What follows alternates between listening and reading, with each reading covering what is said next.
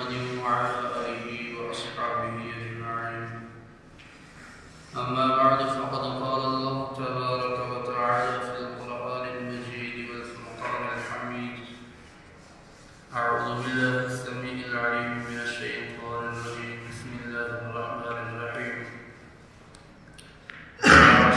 إن الإنسان لفي خسر. صدق الله المولانا العلي العظيم وصدق رسوله النبي الكريم ونحن على ذلك من الشاهدين والشاكرين والحمد لله رب العالمين.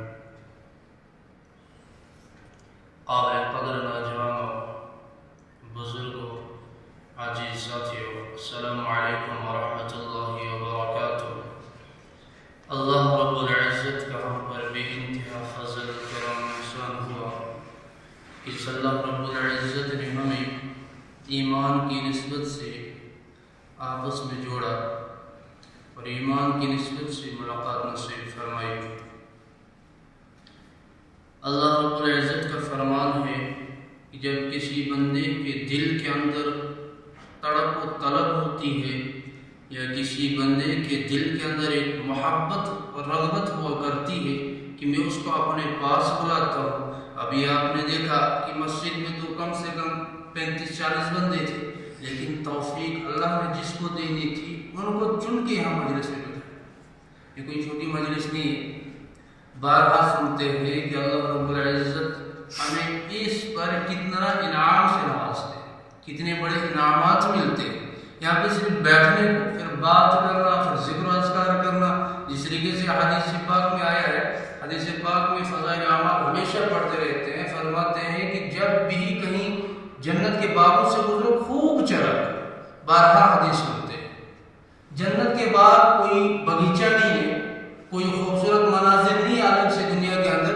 جنت کے باغ یہی ہے جس میں دین کی بات ہے. دین کی بات ذکر صرف اس کو نہیں کہتے جسے تسبیح گھمانا، کہیں کونے میں مانگنا، قرآن پڑھنا، صرف اس کو ذکر نہیں کہا جاتا. جہاں پہ رب العزت کا کلام پڑھا جائے، اللہ رب العزت کی بڑائی بیان کی جائے، ہر اس چیز کا نام ذکر ہے. اس لیے اللہ رب العزت نے ہمیشہ ان کے اوپر انعامات رکھتے ہیں.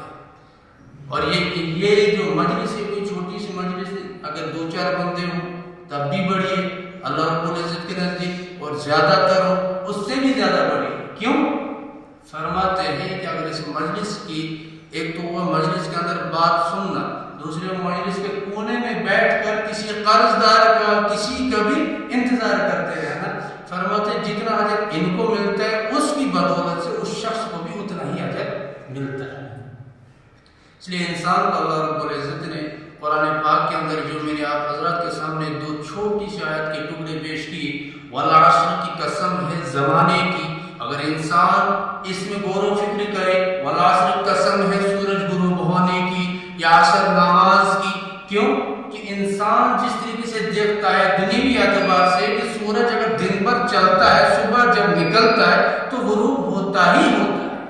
اسی طریقے سے انسان کی زندگی بھی ہے کہ انسان کی زندگی چاہے کتنے دور لمحات میں چلی جائے، کتنے فلسفوں تک پہنچ جائے، کتنے عہدے داروں سے تعلقات بنائے، لیکن آخر کار غروب ہونا ہی ہونا. ان الانسان لفی خسر، بے شک انسان گھاٹے اور خسارے میں نے عرض کی یا اللہ پیدا تو آپ نے کیا، دنیا کے اندر آپ نے بھیجا، اب کس مقصد سے بھیجا ہے، کون سا مقصد ہے، کون سے وسائل ہے، کون سے ضوابط ہیں، کون سے اصول ہے. تو لیکن پھر بھی آپ قرآن پاک کے اندر ہمیں یہ اشارتاً کہہ دیتے ہیں کہ خسارے میں. فرمایا نہیں، ہر ایک انسان خسارے میں نہیں سوائے ان کے الا الذین آمنوا وعملوا الصالحات. مطلب جو نیک اعمال کریں گی، اللہ رب العزت کے احکامات کے مطابق زندگی بسر کریں گے، ان کے احکامات پر پیروکار ہو جائیں گے، نبی کے طریقوں پر عمل کریں گے، ان کے لیے خسارہ نہیں، ان کے لیے دھوکہ نہیں. دھوکہ تو ان کے لیے جو نماز سے دور ہیں، احکامات سے دور ہیں، اللہ رب العزت کے قدرت کو پہچاننے سے دور ہیں، ان کے احکامات کو اپنانے سے دور ہیں، نبی کے طریقوں سے دور ہیں، ان کے لیے خسارہ. اس لیے اللہ رب العزت نے ہمیں چنا، چن کر لایا ہے. جس طریقے سے میں چھوٹی سی مثال پیش کرتا ہوں، باغیچہ ہمارے پاس ہے، تین قسم کا پھل نکلتا ہے. ایک ہوتا ہے بالکل کچا ہوا کرتا ہے, دوسرا ہوتا ہے اس میں داغی ہوتی, تیسرا ہوتا ہے سب سے بیسٹ نمبر 1 کہلاتا ہے. ریٹ اس کا زیادہ آتا ہے کیوں ہم کو چن چن کر رکھتے ہیں, نیلے کو بھی سائڈ پہ, ہرے کو بھی سائڈ پہ, یا داغی ہو تو اس کو بھی سائڈ پہ کر دیتے ہیں. اسی طریقے سے اس مریض میں سے چن کر اللہ رب العزت نے ہمیں یہاں رکھا, کیونکہ اللہ رب العزت جس طریقے سے انسان چن چن کر رکھتا ہے, اللہ رب العزت بھی سب سے زیادہ پسندیدہ مال اللہ رب العزت کے نزدیک وہی ہے جس سے انسان نمبر 1 پہ لاتا ہے. کیونکہ ہمارے دلوں میں, آپ کے دلوں میں محبت ہے, رغبت ہے, جوش ہے, تاکہ ایمان ہمارے اندر جذب ہو جائے. محبت ہے تب جا کے اللہ رب العزت نے مسجدیں بلایا, ورنہ پوری دنیا کے اندر یا ہمارے چھوٹے سے گاؤں کے اندر ہی نظر دوڑا, جوان بھی گھر میں پڑے, بزرگ بھی گھر میں پڑے, نماز تو نہیں پڑھتے, قرآن سے بھی دور ہے, سنتوں سے بھی دور ہے. کیوں؟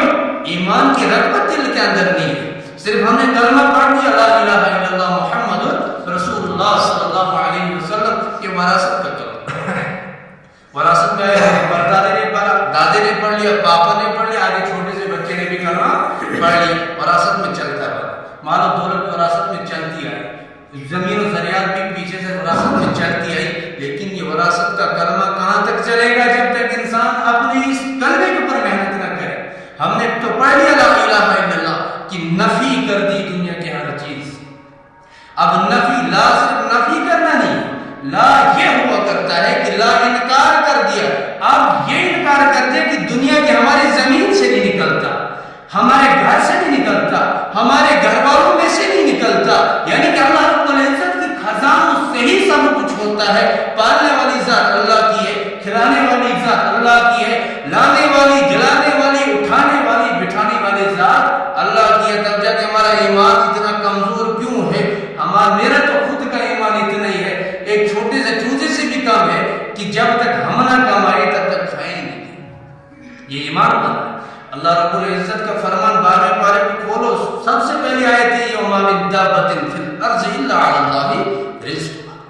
کیا انسان کبھی اس گمان میں نہیں رہنا کہ تجھے رزق نہیں پہنچے گا, میں اس کو بھی رزق دیتا ہوں جو پتھروں کے بیچ میں کیڑا جمع ہوا تھا, 7 بار لاٹھی مارنے سے پتھر ٹوٹا, اندر سے کیڑا نکلا, اس کے منہ میں بھی ہرے کلر کا ایک پتا تھا. کس نے دی؟ ذات پاک حضرت اللہ نے وہاں تک نہیں پہنچا.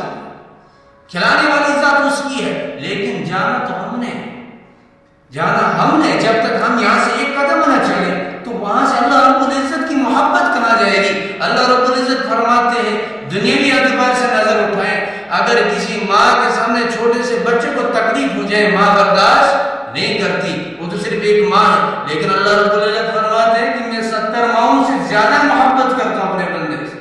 کیا اللہ رب العزت چاہیں گے اپنے بندے کو جہنم میں ڈالنا؟ ہرگز نہیں. کیوں؟ محبت تو ماؤں سے بھی زیادہ کرتے ہیں. 70 ماؤں کی محبت اکٹھی کرو کتنی محبت کرتی ہے, لیکن ہم اپنے آپ کے خود دشمن. ہم نے اپنے ایمان کو نہیں سنبھالا, ہم نے اپنی آخرت کو نہیں سنبھالا. ہم کو تو ڈگریوں نے دور کر دیا, ہم کو تو دنیا کے فلسفوں نے دور کر دیا, ہم نے تو تکبر سے اپنے آپ کو برباد کر دیا, گھمنڈ کی وجہ سے ہم نے اپنے ایمان کو ضائع کر دیا, جھوٹ بول بول کے ہم نے اپنے ایمان کو ضائع کر دیا. فرماتے کہ ایمان والا تو سب کچھ کر سکتا ہے لیکن جھوٹا نہیں ہو سکتا. لیکن ایمان والا سب سے پہلے اسی کو ترجیح. کیوں؟ ایمان کی کمزوری اپنے دل کے اندر ابھی بسا نہیں. فرماتے ہیں کہ دل کے اندر ایک آیت کریمہ ہے ان الملوک اذا دخلوا قرية افسدوها وجعلوا عزة اهلها ذلة. فرماتے اس کی تشریح 4 طریقوں سے کی. پہلی تشریح یہ ہے کہ جب کوئی بادشاہ کسی ملک کے اندر داخل ہوتا ہے, جب کوئی بادشاہ کسی ملک یا گاؤں کے اندر داخل ہوتا ہے, افسدوها وجعلوا عزة اهلها ذلة, وہاں پہ فساد مچانا شروع کر دیتے ہیں, یہاں تک کہ وہاں کے غربا مساکین جتنے ان کو ذلیل و خوار, یا کوئی دوسرا بادشاہ وہاں پہ پہلے سرپنچ بنا تھا گاؤں کا, اس کو بڑے بادشاہ نے ذلیل و خوار ہو کر گاؤں سے نکال دیا. دوسری تشریح کر دی کہ جب کوئی ایمان والا ایمان پہ محنت کرنے کے بعد اپنے دل کے اندر ایمان مضبوط کر لیتا ہے, وہاں کے خرافات, تکبر, جھوٹ, بدگمانی, بدزنی, بے رخی, حسد, کینہ, جتنی بھی خرافات دل کے اندر تھے, جب ایمان کا کلمہ داخل ہوا اور اس نے وہاں پہ فساد مچانا شروع کر دیا, افسدوها وجعلوا عزة اهلها ذلة, جو وہاں کے خرافات ان کو ذلیل و نکلنا. یہ تشریح ہے. لیکن مسئلہ کیا ہے؟ ہم نے تو اتنا ایمان مضبوط ہی نہیں کیا. ہمارے دل پتھر سے بن چکے. قرآن پڑھتے جاؤ صبح شام پڑھو, پورے دن بھر پڑھو, پھر آخر کار مضبوط انسان کا اتنا دل ہو گیا ہے, اتنا پتھر ہوا ہے کہ اگر پانی تھوڑا تھوڑا برستا ہے دنیا کے اعتبار سے کسی پتھر کے اوپر, پانی میں بھی چھید ہو جاتا ہے. اگر انسان کی دل کے اندر ایمان کی تھوڑی سی رغبت بچی ہوتی, تھوڑا تھوڑا ایمان پر محنت کرنے سے اپنے دل کو تر و تازہ کر سکتا ہے. لیکن یہاں پہ کیا ہے؟ اللہ رب العزت کا فرمان بھی ہے کہ انسان کو کل قیامت کے دن صرف ایک شرط میں کامیابی مل سکتی ہے. اگر نماز پڑھ کر آئے گارنٹی نہیں, قرآن پڑھ کر آئے گارنٹی نہیں. مطلب ہر کسی کی گارنٹی نہیں, صرف ایک بندے کی گارنٹی ہے جو اپنا دل سوار کر لائے گا, جو اپنا قلب سوار کر لائے گا, کہ اپنے دل کو بنا کر لائے. دل بنے گا ایمان میں محنت کرنے سے. صرف قرآن سے جنت نہیں ملتی, صرف نماز سے جنت نہیں ملتی, تسبیح پھیرنے سے جنت نہیں ملتی ہے. میں لکھ کر دیتا ہوں, جب تک ایمان پہ مضبوطی سے ثابت قدم ہونا تب تک ایمان کی حرارت بھی انسان سے ضائع ہوتی ہے. ایمان سے دور ہے. یہ نہیں کہ قرآن پڑھا, قرآن پڑھتے گیا, صبح شام مسجد میں تہجد گزار بھی ہے. اس کے بارے میں بھی اللہ رب العزت کا فرمان ہے حدیث مبارکہ میں ہے کہ جب کسی گاؤں کے اندر کوئی نیک بندہ ہے, صبح بھی تہجد, شام مطلب دن کی کوئی بھی آوابین بھی آتی ہے, چاشت بھی آتی ہے, کوئی نماز تو ضائع نہیں کی, تحیت المسجد بھی پڑھتا رہا, ہر کوئی نماز, صلاۃ التسبیح بھی, اور تسبیح بھی پھیرتا رہا, رمضان کے روزے بھی رکھے, حج بھی کیے. لیکن گاؤں پورا کا پورا ایمان سے دور ہے, ایمان سے دور ہے. خود اپنی فکر تو لگی. ابھی حضرت فرما رہے تھے نماز عصر کے بعد کہ اس کو نصرت والا نہیں کہتے, مطلب اس نے آگے پھیلانے کی کوشش تو نہیں کی, خود تک محدود رکھا. اس کے لیے بھی جب اللہ رب العزت کا عذاب آتا ہے تو وہ چن کر بھی جدالت سے نہیں رکھا جاتا, اس گھیڑے میں وہ بھی آ جاتا, وہ ایمان بھی چلا, اس گھیڑے میں وہ ایمان والا ہی سب سے پہلے چلا جاتا. اس لیے ہمیں ایک دوسرے کی فکر کرنی, اپنے آپ کو سنوارنے کے ساتھ دوسرے کی بھی فکر کرنی, یا سب سے پہلے انسان دوسرے کی فکر کرے تاکہ ان کے خوف سے اپنے اندر بھی ایمان پیدا ہو. تأمرون بالمعروف وتنہون عن المنکر. جب یہ امت جو ہے دین کی دعوت کو اتنا لازم نہ سمجھے, اتنا مضبوط نہ بنائے کہ اپنے سے پہلے دوسرے بھائی کی فکر کرے, تو تب تک یہ کامیاب نہیں ہے. اس امت کو بابرکت امت اسی لیے کہا گیا. کھانے پینے والے تو سب ہے, یہ نہیں کہ بھائی کھانے کے لیے ہمیں بہترین امت کہا گیا, پینے کے لیے ڈگریوں کے حساب سے میتھمیٹک وغیرہ ہر جو بھی دنیا کے اعتبار سے جو بھی ڈگریاں ہیں ان کے حساب سے کسی کو آدھا نہیں ہے. وعدہ وہی ہے جو آخرت میں کام آئے گا. یہ دنیا کے تمام فلسفے یہی درے رہ جائیں گے. اس لیے اپنے آپ کو سنوارنے کی ضرورت ہے, اپنے دل کو سنوارنے کی ضرورت ہے, اپنی آخرت کو بنانے کی ضرورت ہے. اور آخرت کو بنانے کے لیے ہم نے کون سا راستہ اختیار کیا جو ہمارے نبی ہمیں سکھلا کر گئے. وہ جو طریقہ ہے وہ دعوت کا طریقہ, دعوت کی عمل ہے. یہ عمل چلتا رہے گا, دوسرے کی فکر بھی آتی رہے گی, اپنے کی جنت اور دوسرے کی بھی جنت. اگر دوسرے کی فکر چھوڑ دی, خود بھی برباد اور اس کی آخرت بھی برباد, اپنے ساتھ پورے عیال کی بھی بربادی کر دی ہے.